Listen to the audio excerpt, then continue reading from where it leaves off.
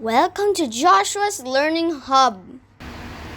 Hi everyone, today is the fourth day since we planted our plants. While we were sleeping, the roots grew first. Then the two sunflower plants explode. One is like this and the other one is like this. The first sunflower plant is about 2.5 centimeters.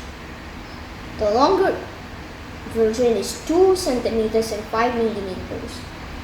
The second one is about 5 millimeters long. Did you know that all seeds explode from a protective shell? The roots will grow first from the bottom of the seed, then the shoot will grow above the seed. And also some plants use the seed as a food source.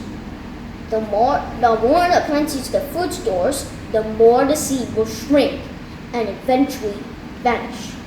Poof! It's like natural magic.